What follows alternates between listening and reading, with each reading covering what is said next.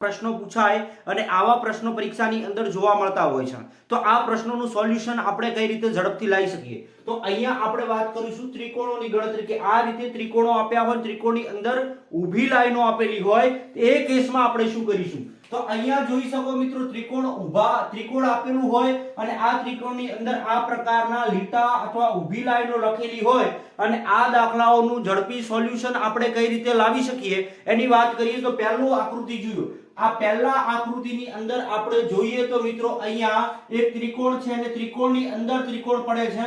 તો કઈ જ કામ કરવાનું નથી. અંદર જુઓ કેટલા ત્રિકોણ પડે છે. તો તમે કહેશો મિત્રો 1 2 અને 3. હવે કામ શું કરીશું કે ત્રણ ત્રિકોણો પડે છે, આ ત્રણનો સરવાળો કરીશું.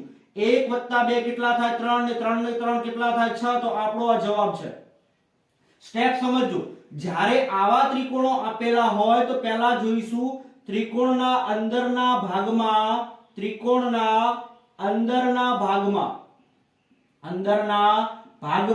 કેટલા ત્રિકોણોના ભાગ પડે છે એ ભાગ કરીશું. એટલે અહીંયા લખ્યું હતું 1 2 અને 3. પહેલા આપણે ભાગ દર્શાવો.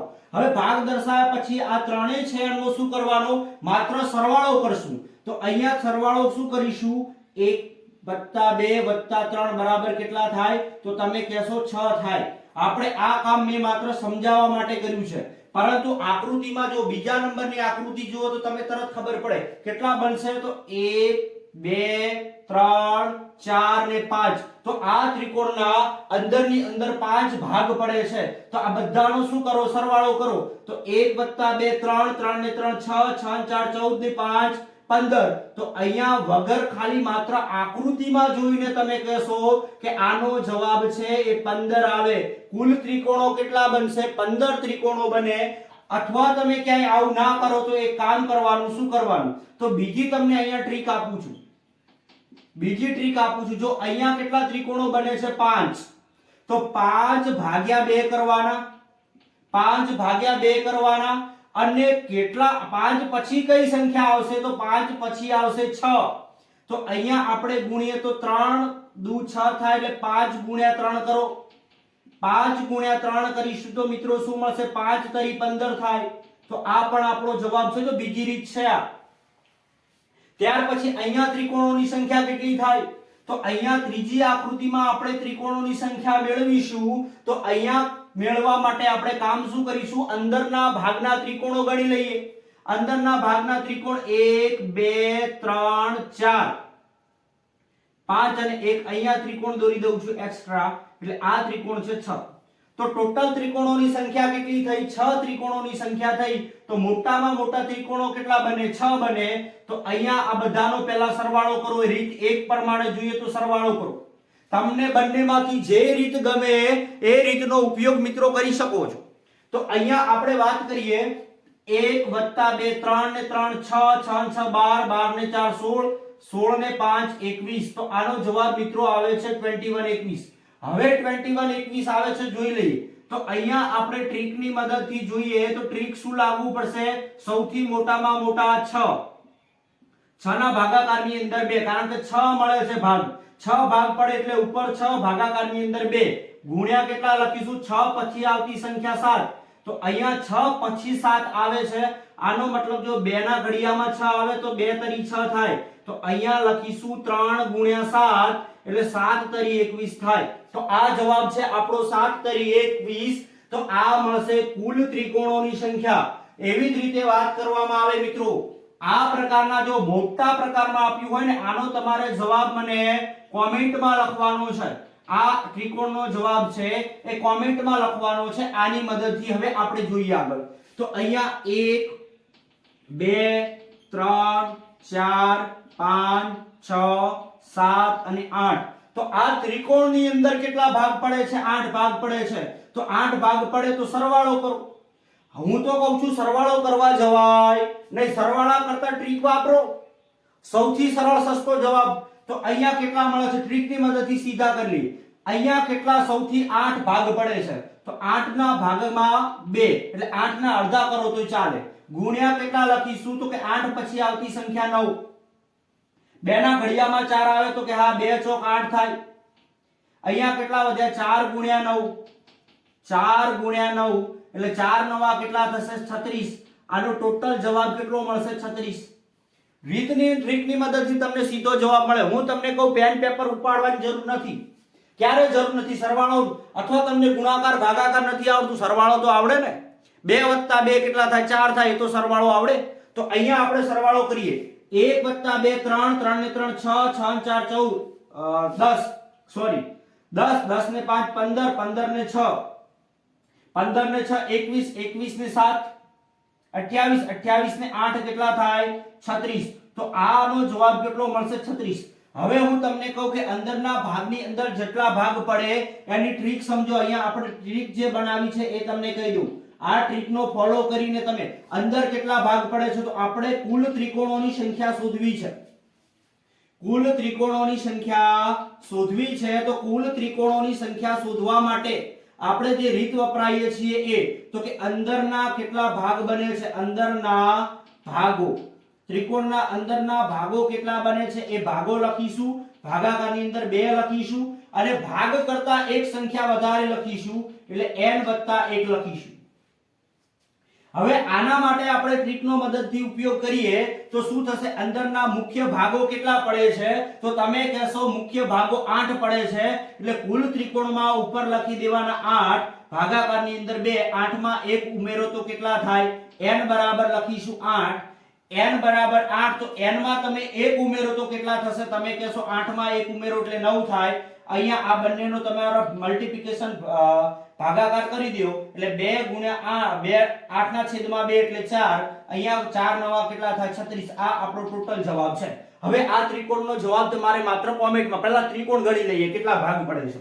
તો અહીંયા વાત કરું તો 1 2 3 4 5 6 7 8 અને 9.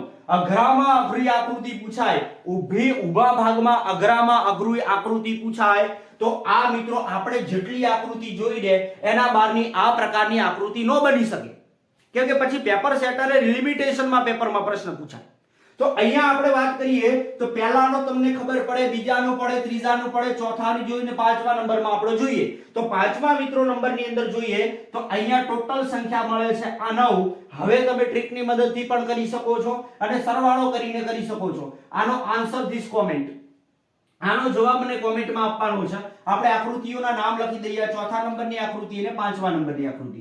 તો તમારે શું લખવાનું છે? આન્સર નંબર 5 અને જે જવાબ આવે એ તમારે અહીંયા લખી દેવાનો છે. હવે આપણે વાત કરીએ, હું તમને એ કહેવા માંગુ છું કે આવા ત્રિકોણો હોય, જો બધા ત્રિકોણ વિશે જાણે છે, બધા ત્રિકોણ વિશે જાણે કે ત્રિકોણને 3 બાજુઓ હોય, 3 ખૂણાઓ હોય, જેમના ખૂણાઓનો સરવાળો 180 થતો હોય, ત્રિકોણની ત્રણેય બાજુનો સરવાળો કરવામાં આવે, ત્રિકોણની પરિમિતિ મળે, ત્રિકોણનું ક્ષેત્રફળ શોધવું છે તો સૂત્ર મળે 1/2 પાયો ગુણ્યા વેધ, અથવા પાયથાગોરસનો પ્રમેય લગાવવો છે તો એક બાજુનો વર્ગ બરાબર બાકીની 2 બાજુઓના વર્ગના બરાબર હોય. આ બધી માહિતીઓ તમને ગણિતમાં મળી જાય. પણ અહીંયા તમને પૂછા આ ત્રિકોણની સંખ્યા કેટલી? આખા ગામને આવડે, એક જ આવે. હવે તમને હું એમ કહું કે આ ત્રિકોણ છે, આ ત્રિકોણના કેટલા ભાગ પડે? તમે કહેશો 1 અને 2, બંનેનો સરવાળો કરો. જો આ કોન્સેપ્ટ સમજો, આ એક તો છે અને આ બીજું છે. 2 ત્રિકોણ છે ને એક ઉપરનું ત્રિકોણ આખું ગણો 3 થાય. તો આ રીતે તમે એક માની લો 3 આકૃતિ, એક જ આકૃતિ છે, આવડી ગયું. પણ આમાં શું કરવાનું? તો તમે ગણવા બેસો કે 1 છે, પછી 2, 3 થયા, 3 પછી 4 થયા. તો આપણે એક કામ કરો, એની જગ્યાએ તમે આ ટ્રીક વાપરી શકો છો. અને ટ્રીક શું વપરાય છે? તો n + 1/2. આ તમે ટ્રીકની મદદથી કરી શકો છો. ક્યારે? તો કે જ્યારે આ પ્રકારના ત્રિકોણો તમને પરીક્ષાની અંદર જોવા મળતા હોય તો. મિત્રો જો વિડિયો ગમતો હોય તો વિડિયો લાઈક કરી દેજો. ચેનલમાં નવા હો તો ચેનલને સબસ્ક્રાઇબ કરવાનું ભૂલતા નહીં. અને આ વિડિયો છે એની લિંક તમારા મિત્રોમાં ઝડપથી શેર કરી દો. ઊભો ભાગ પડે એનો સરવાળો કરતા હતા. અથવા ટ્રીક શું હતી કે જે છેલ્લું મળે 4 હોય તો 4/2 અને પછી ગુણ્યા 5. પણ આમાં શું કરીશું એ સમજીએ. તો અહીંયા આપણે શું કરીશું તો કે કેટલા ત્રિકોણો પડે? તો આ જે ત્રિકોણ છે આ ત્રિકોણનો મૂળભૂત પાયો કહેવાય. આ ત્રિકોણનો શું કહેવાય? પાયો કહેવાય. સમજો. હવે આ ત્રિકોણના કેટલા ત્રિકોણો પડે છે? તો 1 અને 2. તો આ જે 2 મળ્યો એ આપણો જવાબ. 2 મળે છે એટલા આપણો જવાબ. તો અહીંયા કુલ ત્રિકોણો કેટલા હશે? કુલ ત્રિકોણો કેટલા હશે? 2 ત્રિકોણો. કુલ ત્રિકોણોની સંખ્યા કેટલી છે? 2. એવી જ રીતે અહીંયા વાત કરીએ 1 2 અને 3 તો કુલ ત્રિકોણોની સંખ્યા 3. અહીંયા વાત કરીએ 1 2 3 4 5 6 7 8 ટોટલ ત્રિકોણો કેટલા હશે 8. અહીંયા ઊભી ગણતરી કરવાની છે, સરવાળો કરવા બેસવાનું નથી. જ્યારે આ પ્રકારના ત્રિકોણોના ભાગ પડતા હોય આડા, ત્યારે શું કરવાની? ત્રિકોણોની અંદરના ભાગની ગણતરી કરવાની. અહીંયા કેટલા ભાગ પડશે? 1 2 3 અને 4. તો જવાબ કેટલો આવશે? 4. અહીંયા વાત કરો, અહીંયા કેટલા ભાગ પડશે? 1 2 3 4 અને 5. હવે તો અઘરામાં અઘરી આકૃતિ પૂછવી હોય ને પરીક્ષા જે લેતા હોય એમને, તો આ પ્રકારની આકૃતિ પૂછે. આ પ્રકારની આકૃતિ પૂછે ને આ વિડિયો જોવા વાળા મિત્રોને ગણતરી કરવાની ન હોય, એ હસતા હોય. હસતા હસતા શું કે બેગમ દીવાની હો ગઈ. તો અહીંયા બેગમ દીવાની હો ગઈ. તો અહીંયા 1 2 3 4 5 6 7 8 9. તો અહીંયા જવાબ કેટલો મળશે? તો આનો જવાબ મળશે આપણને મિત્રો 9. આનો જવાબ કેટલો મળે સાહેબ? 5 ભાગ પડે તો આનો જવાબ કેટલો મળશે મિત્રો? તો તમે કહેશો જવાબમાં મળશે 5. આમાં તમે તરત જવાબ કહી દો 2. આમાં જવાબ કેટલો મળશે સાહેબ? આના 3 ભાગ પડે, જવાબ 3. આ ત્રિકોણ માટે વાત કરું તો આ ત્રિકોણના આડા ભાગ કેટલા પડશે? તમે કહેશો આડા ભાગ પડે 8, જવાબ 8. આની વાત કરું સાહેબ આડા ભાગ કેટલા પડશે? તો કે વિદ્યાર્થી મિત્રો વાત કરે કે સાહેબ આડા ભાગ પડે 4, જવાબ 4. આપું તમને એક્ઝામ્પલ, તો આ એક્ઝામ્પલ નો જવાબ મને કોમેન્ટમાં આપજો. ચલો ભાગ પાડી દઈએ ત્રિકોણના. 1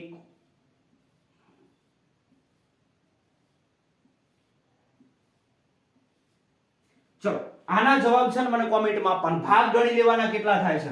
તો ટોટલ પહેલા ભાગ ગણી લ્યો અને ભાગ ગણ્યા પછી તમારે મને આનો જવાબ ક્યાં આપવાનો છે? કોમેન્ટમાં. જો મિત્રો તમને અહીંયા કોમેન્ટમાં આપવાનો મતલબ એ છે કે તમને આમાં કેટલી ખબર પડે છે એટલું જાણવા મળે. તો આ પ્રકારના પ્રશ્નોમાં આપણે ઘણી વખત મૂંઝાતા હોઈએ, મૂંઝાવાનું નથી.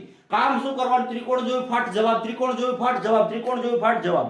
આમ ઊંઘમાં આવા ત્રિકોણ વાળા પ્રશ્નો પૂછાય અને રીઝનિંગ ની અંદર ત્રિકોણનો પ્રશ્ન પૂછાય તો માર્ક્સ નો જવા જોઈએ. અહીંયા ઊંઘવા જો આ આપણે બીજી રીત ભણ્યા. આડા ભાગ પડતા હોય, ઊભા ભાગ પડતા હોય. હમણાં આગળ જોયું તો ઊભા ભાગ પડતા હોય. આ રીતે આપણા ભાગ પડતા હતા. કેટલા ભાગ પડે છે? તો 1 2 અને 3. 3 ભાગ પડે તો શું કરતા હતા? આપણે આ ત્રણનો સરવાળો કરતા હતા.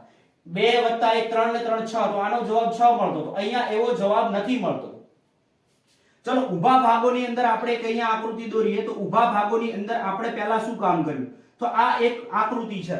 આ આકૃતિમાં ત્રિકોણની આકૃતિ છે. આ ત્રિકોણમાં આપણે શું કરતા? ભાગ પાડતા. 1 2 3 અને 4. કેટલા ભાગ પડે છે? 4. તો અહીંયા ટ્રીકમાં મદદથી શું કરતા? તો કે 4 ભાગ્યા 2 ગુણ્યા 5. એટલે 4 ના અડધા કેટલા થાય? 2. 2 ગુણ્યા 5 કેટલા થાય? 10. અથવા આનો સરવાળો પણ તમે કરી શકો. 1 + 2 3, 3 ને 3 6, 6 ને 4 10. તો આ રીતે કરતા હતા. પણ જ્યારે તમને આવો દાખલો પૂછાય, આ કોઈ ત્રિકોણ છે અને આડા ભાગ પૂછાય તો આનો જવાબ આવશે 1 2 3 અને 4. મજા આવતી હોય તો વિડિયો લાઈક કરી દીજો. ચેનલમાં નવા હો તો ચેનલને સબસ્ક્રાઇબ કરવાનું ભૂલવાનું નથી. અને આવા ઇન્ટરેસ્ટિંગ વિડિયો જોવા માંગો છો તો આજે જ સબસ્ક્રાઇબ કરી દો, બેલ નોટિફિકેશન ઓન કરી દો અને વિડિયો લાઈક કરી દો. તમારા મિત્ર 5 મિત્રોને શેર કરવાનો છે આ વિડિયો. આટલું કામ તમારે કરવાનું છે અને આવા સરસ મજાના દાખલાઓ જોતા રહીશું. હજુ આનો ત્રીજો ભાગ છે એ નેક્સ્ટ વિડિયોની અંદર તમને મળશે. ત્રીજા ભાગની